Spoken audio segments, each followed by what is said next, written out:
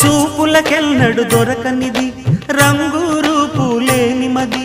రెప్పలు తెరవని కన్నులకు స్వప్నాలెన్నో చూపినది వెచ్చని చెలిమిని పొందినది వెన్నెల కళగల నిండుమది